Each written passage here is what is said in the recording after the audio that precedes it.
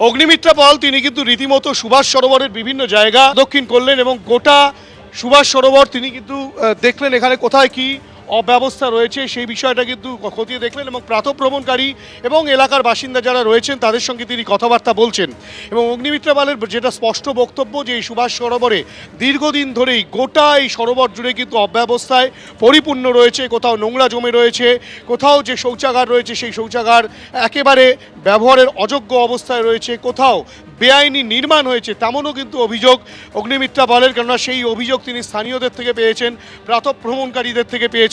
বিভিন্ন রকম অভিযোগ তিনি শুনছেন। এখানে যে কটা গেট রয়েছে সেই গেটের নিরাপত্তা রক্ষীরা সঠিকভাবে থাকেন কিনা, সুভাষ সরোবরের বিভিন্ন জায়গায় রীতিমতো অব্যবস্থায় পরিপূর্ণ রয়েছে, নোংরা জমে রয়েছে একাধিক জায়গায়, কোথাও বা বেআইনি নির্মাণ হয়ে রয়েছে তেমনটাও অভিযোগ।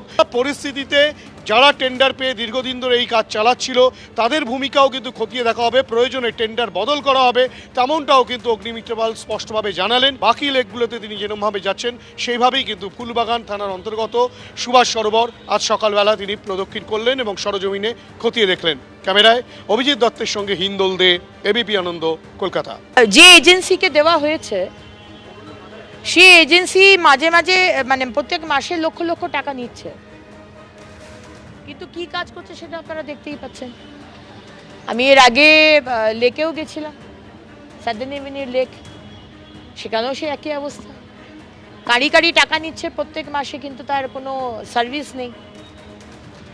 ইদার সার্ভিস দিন আর নয়তো টেন্ডার ক্যান্সেল করে দিচ্ছি, অন্য টেন্ডার হয়ে অন্য লোক কেউ আসবে যে মেনটেন করবে।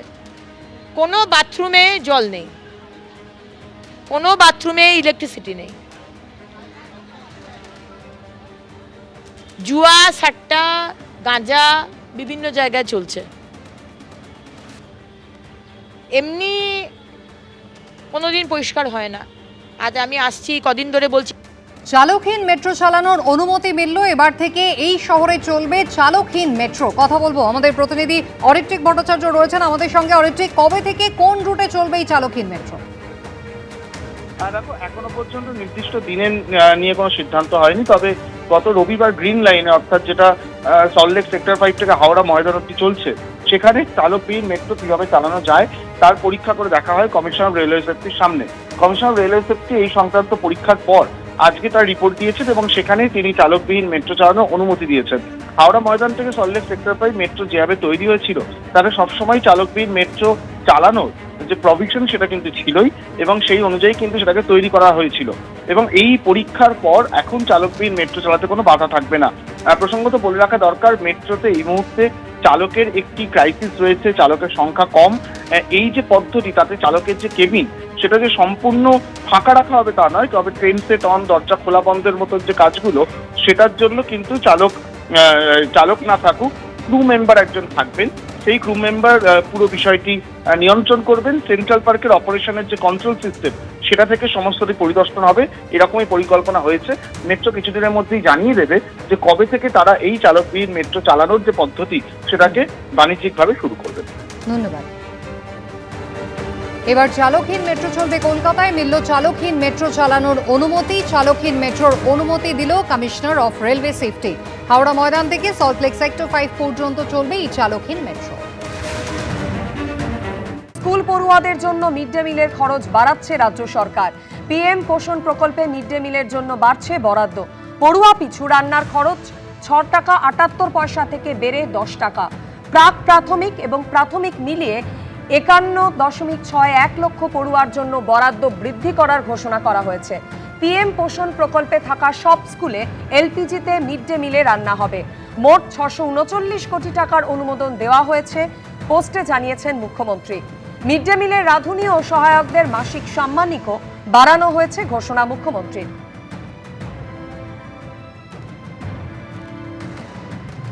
1 আগস্ট থেকে প্রাথমিক স্তরে 6 টাকা 78-এর বদলে 10 টাকা মিড ডে মিল হচ্ছে এবং 1 আগস্ট থেকেই কলকাতা সহ বড় একটি অংশে ইসকন মিড ডে মিল বিতরণের দায়িত্ব নিচ্ছে। তারা কিছু ভর্তুকিও দিচ্ছে ও হাই কোয়ালিটির খাবার দেবে। স্কুল পড়ুয়াদের জন্য মিড ডে মিলের খরচ বাড়াচ্ছে রাজ্য সরকার।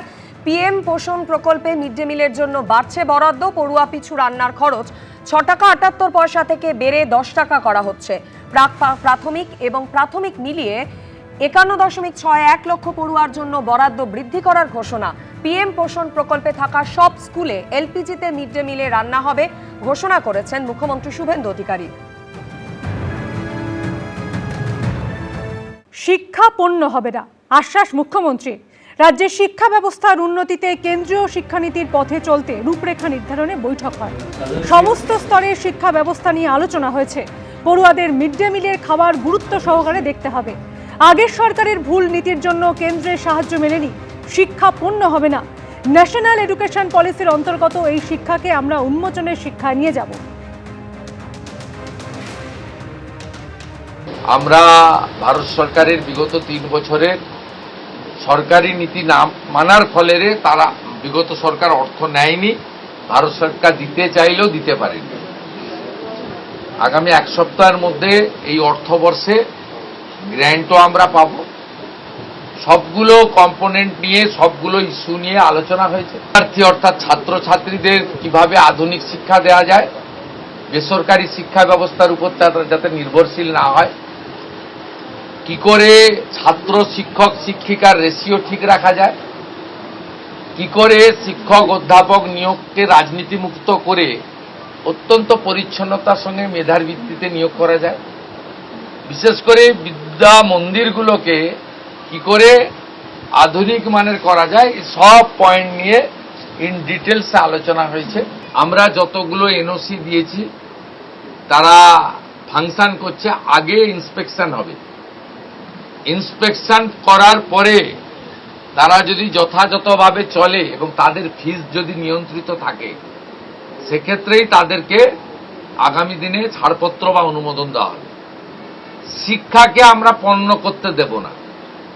আর ন্যাশনাল এডুকেশন পলিসির অন্তর্গত এই শিক্ষাকে আমরা উচ্চমানের শিক্ষায় নিয়ে যাব এবং শিক্ষার যে নতুন আইন আছে তাকেও চেঞ্জ করার জন্য শিক্ষামন্ত্রীকে বলেছি, আমি প্রধান সচিবকে নিয়ে যত তাড়াতাড়ি সম্ভব বিধানসভার আগামী অধিবেশনে বিল আনতে, যাতে গার্ডিয়ানদের মধ্য থেকেই আগামী দিনে বিদ্যালয় পরিচালনার জন্য চেয়ারম্যান অথবা ভাইস চেয়ারম্যান দায়িত্ব গার্ডিয়ানের ভারতবর্ষের সব রাজ্যে আছে।